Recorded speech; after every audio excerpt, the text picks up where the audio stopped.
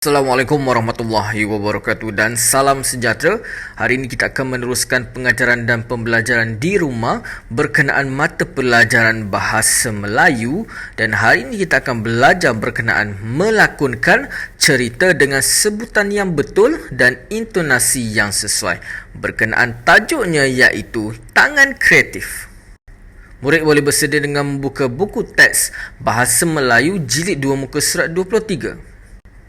Pada akhir pengajaran dan pembelajaran pada hari ini, murid dapat membaca cerita dengan sebutan yang betul dan intonasi yang sesuai. Yang kedua, murid dapat menyusun dan melengkapkan cerita dan mempersembahkannya. Hari ini kita akan belajar berkenaan melakonkan cerita dengan sebutan yang betul dan intonasi yang sesuai. Oleh kerana situasi kita belajar secara online, kita akan membaca secara sebutan yang betul dan intonasi yang bersesuaian mengikut situasi itu. Jadi mungkin murid banyak kali dengar perkataan sebutanlah, intonasilah. Sebenarnya apa yang dimaksudkan dengan sebutan? Sebutan ialah cara membunyikan huruf, perkataan atau ayat. Aspek-aspek sebutan ialah sebut secara lancar, tidak sangkut. Sebut secara baku, sebut seperti mana dieja dan jelas. Sebutan yang boleh didengar. Kita lihat kepada contoh yang cikgu berikan. Ada dua contoh. Contohnya, kita lihat contoh yang pertama. Saya. Yang kedua, saya. apa perbezaannya? Kita sebut sebagai saya dalam perbualan seharian, tetapi cara kita eja ialah saya, dan kita sebut sebagaimana dieja, iaitu saya. Jadi yang mana yang cara menulis perkataan saya yang betul? Nombor satu ialah cara menulis saya yang betul, dan cara kita menyebut pun ialah saya, bukan saya. Tetapi dalam perbualan harian tidak ada masalah. Tetapi kalau kita membaca, kita akan menyebut dalam sebutan baku, saya. Jadi ingat baca seperti mana dieja. Jadi apa pula intonasi? Intonasi ialah turun naik nada suara apabila kita bertutur. Dalam pertuturan yang normal, nada suara kita berbeza-beza tinggi dan rendah.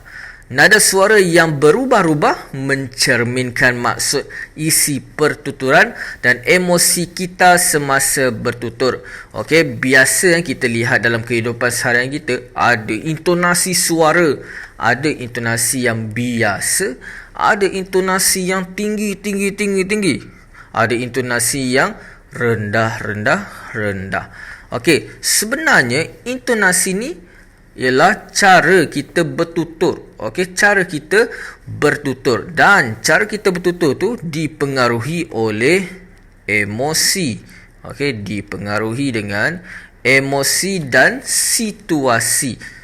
Jadi kita lihat contoh ayat. Kita lihat ayat yang pertama. Kalau kita baca, cis, jangan cabar aku. Bagaimana kita nak intonasikan dengan ayat ini? Cis, jangan cabar aku. Betul ke? Cis, jangan cabar aku. Cis, jangan cabar aku. Jadi semua intonasi itu mempengaruhi.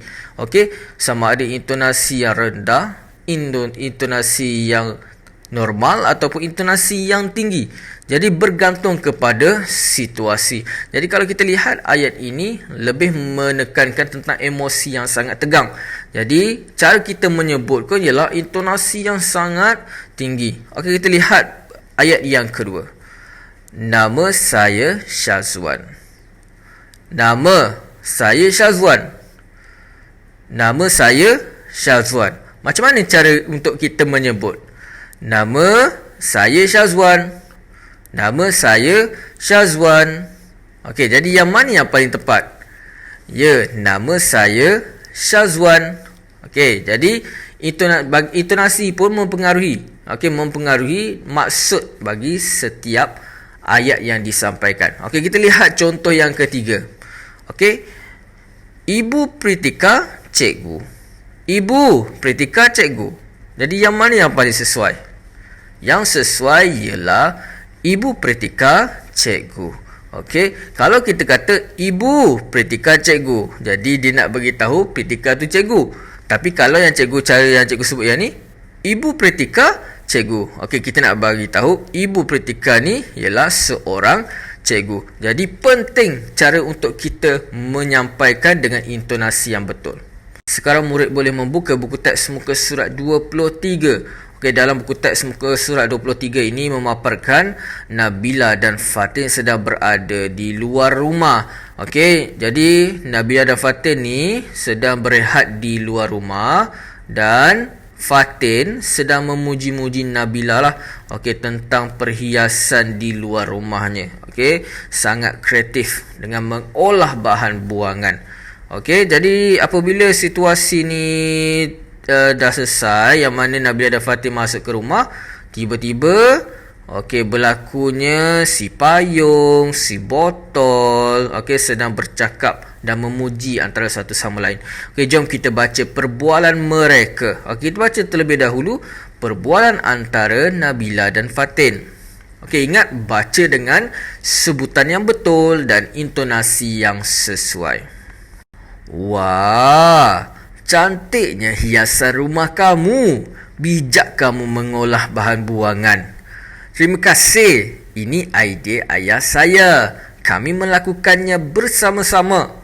Baguslah. Cara ini dapat mengurangkan pencemaran alam. Okey, kalau murid lihat, okey, dekat persekitaran luar rumah Nabila ini menunjukkan okey, usaha yang dilakukan oleh keluarga Nabila mengolah bahan-bahan buangan, contohnya tayar, okey, dijadikan tempat duduk, dijadikan tempat menyimpan payung. Okey, kalau kita lihat botol ini, okey, dijadikan pasu. Okey, jadi sangat kreatif dan sangat bijaklah. Okey, jadi setelah Nabila dan Fatin masuk ke dalam rumah, tiba-tiba semua si botol, si payung okey, bercakap. Okey, jom kita baca perbualan mereka. Wah, uniknya kamu. Okey, kita baca dengan bahasa bakulah. Wah, uniknya kamu si botol. Tidak pernah saya melihat bekas tanaman sayur secantik kamu. Terima kasih si payung. Lebih baik saya menjadi bekas tanaman sayur daripada dibuang. Betul kata kamu si botol. Tapak pelupusan sampah juga dapat dikurangkan. Saya juga bersyukur kerana tidak dibuang atau dibakar. Di sini saya dapat berbakti dan menjadi tempat duduk tuan kita. Jadi daripada perbualan antara si payung, si botol dengan si tayar ni, kita dapat tahu satu pengajaran yang penting, iaitu kitar semula. Jadi murid ataupun sesiapa saja yang menonton video ni, okey, penting kita menggunakan semula dan kita mengolah bahan-bahan buangan. Okey, contohnya kita jadikan botol ni sebagai pasu. Okey, jadi kalau kita buang botol ni merata-rata, eloklah kalau kita jadikan pasu ke. Okey, kita jadikan tempat letakkan pensel. Okey, jadi kotak pensel. Okey, jadi banyak barang-barang buangan ni sebenarnya kita boleh olah, okey, untuk kita jadikan barang baru. Jadi ini ialah latihan bahasa Melayu pada hari ini. Murid perlu menyiapkan latihan buku aktiviti muka surat 24 dan 25. Okey, jom kita selesaikan latihan buku aktiviti muka surat 24. Arahannya, nomborkan susunan cerita menjadi karangan lengkap, kemudian persembahkannya. Okey, kita tak boleh nak persembahkannya, jadi nanti kita akan bacakanlah, okey, mengikut susunan nombor yang telah kita susun nanti. Okey, jadi kita akan susun. Okey, dan kita akan tulis nombor. Okey, di nombor dekat bunga ni lah. Okey, sekarang kita baca terlebih dahulu, kemudian kita akan susun. Okey, Azim, apakah barang yang kamu bawa itu? Banyaknya bungkusan, tanya Bungkusan inikah yang ayah maksudkan? Tanya Azim. Ya Azim, kata ayahnya. Isi bungkusan ini ialah sampah. Saya menyimpannya di dalam beg kertas ini dahulu. Apabila tiba di rumah, saya akan membuangkannya ke dalam tong sampah. Jadi untuk penyataan A, ini membincangkan tentang bungkusan. Okey, bungkusan sampah. Okey, jadi kita lihat yang B pula. B ni berceritakan tentang apa? Alia dan ibu bapanya menjemput abangnya dari tapak perkhemahan. Unik beruniform. Alia melambai-lambai tangan sambil memanggil nama abangnya. Okey, jadi ini ialah yang pertama lah. Ini kalau kita lihat pun memang permulaan ayat, permulaan cerita. Okey, seterusnya. Wah, bagusnya anak ayah. Ayah bangga akan sikap prihatin dan tanggungjawab kamu itu. Mari ayah tolong masukkan barang-barang kamu ini ke dalam kereta, kata ayahnya. Terima kasih ayah, balas Azim. Okey, jadi kalau kita lihat, yang ini lebih kepada dah bercerita tentang bungkusan sampah. Okey, tadi kita dah bercerita tentang bungkusan sampah kan. Jadi ini ialah selepas je. Okey, jadi kita tak tahu. Kita lihat yang D dahulu. Saya tidak sanggup meninggalkan sampah sarap ini di tapak perkhemahan. Semasa aktiviti perkhemahan, saya dan rakan-rakan diberikan pendedahan tentang kesan-kesan pencemaran alam. Oleh itu, saya tidak mahu alam sekitar kita tercemar. Kita harus bersama-sama menjaga alam sekitar. Terang Azim kepada keluarganya. Okey, jadi kita lihat Okey, yang ini penerangan tentang bungkusan sampah. Okey, jadi kita lihat ini yang pertama. Okey, jadi yang kedua ialah berkenaan apa? Ialah berkenaan bungkusan sampah. Okey, jadi apabila dia mencerita, dia bertanya tentang bungkusan sampah, apa yang akan terjadi? Ya, Azim menceritakan tentang bungkusan sampah tersebut. Jadi ini, yang D ni ialah 3. Kemudian ayahnya memuji dengan tindakan yang bagus daripada Azim. Okey, jadi ini yang keempat. Okey, jadi inilah susunan ceritanya. Okey, B ini ialah 1, A ialah 2, D ialah 3, C ialah 4. Okey, jadi ini ialah susunan akhirnya. Okey, jom kita baca semula mengikut susunannya. Sebagaimana yang cikgu bagi tahu, ini ialah susunannya. Okey, A ialah 2, B ialah 1, C ialah 4, D ialah 3. Okey, sekarang cikgu akan pindahkan mengikut susunannya. Sekarang kita akan baca dengan sebutan dan intonasi yang sesuai mengikut susunannya. Okey, kita susun dengan susunan yang betul. Okey, kita baca dari awal. Alia dan ibu bapanya menjemput abangnya dari tapak perkhemahan. Unik beruniform. Alia melambai-lambai tangan sambil memanggil nama abangnya. Azim, apakah barang yang kamu bawa itu? Banyaknya bungkusan, tanya ayahnya. Bungkusan ini kaya ayah masukkan? Tanya Azim.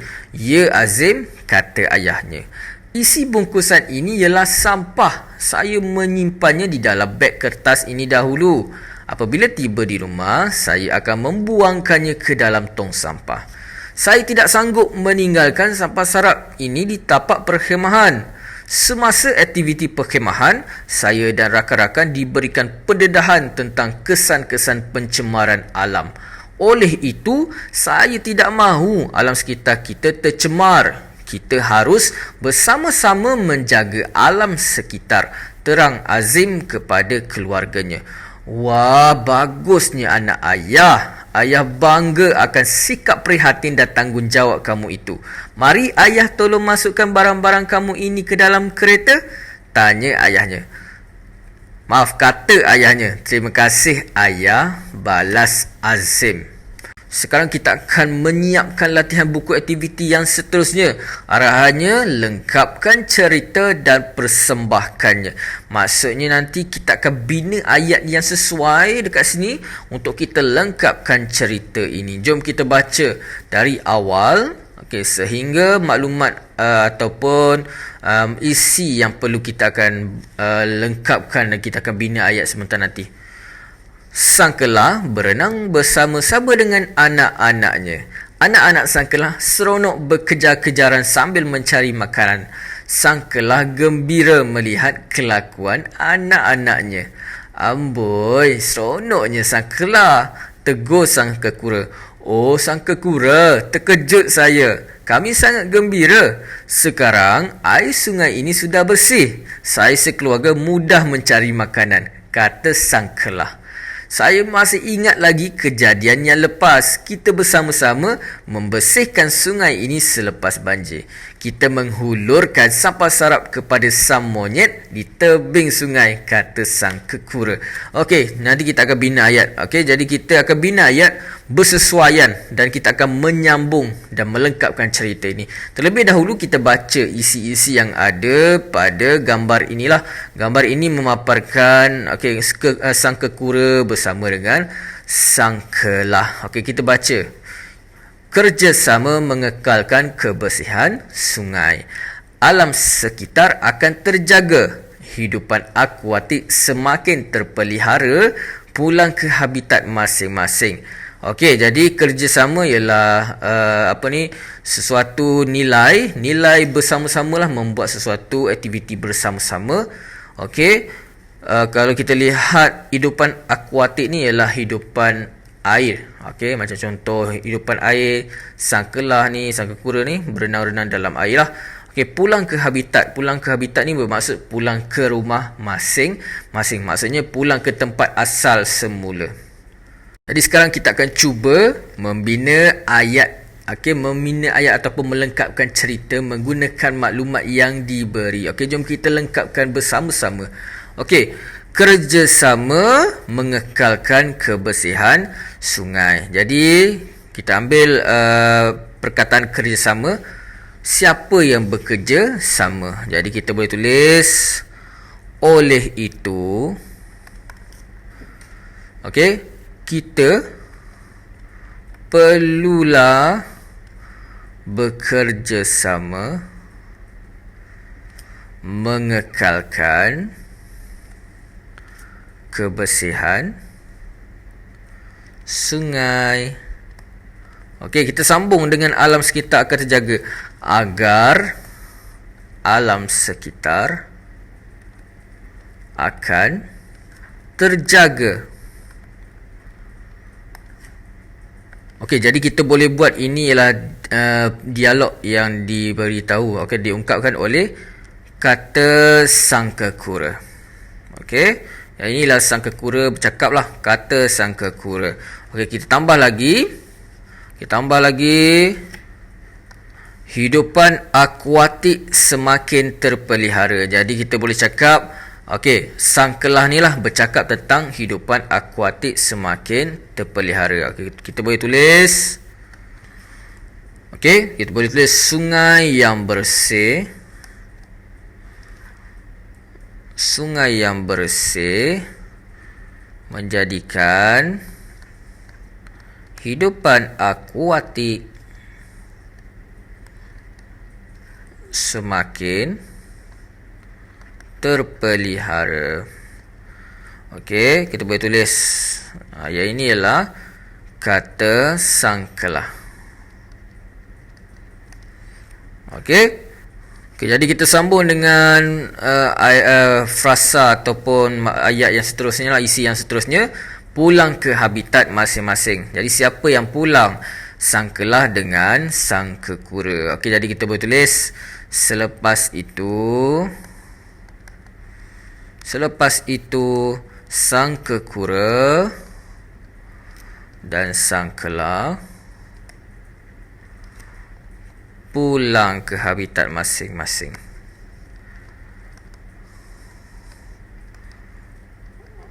Okey, jadi ini cadanganlah. Oleh itu kita perlulah bekerjasama mengekalkan kebersihan sungai agar alam sekitar terjagalah, alam sekitar akan terjaga, kata sang kekura. Sungai yang bersih menjadikan hidupan akuatik semakin terpelihara, kata sang kelah. Selepas itu sang kekura dan sang kelah pulang ke habitat masing-masing. Jadi ini cadangan yang murid boleh gunakan lah. Okey, murid boleh gunakan dengan ayat yang cikgu berikan ini. Sebentar tadi cikgu dah bagi satu cadangan untuk kita lengkapkan cerita. Tadi cikgu ada tambah dialog, okey, yang mana sang kelah bercakap, sang kekura bercakap.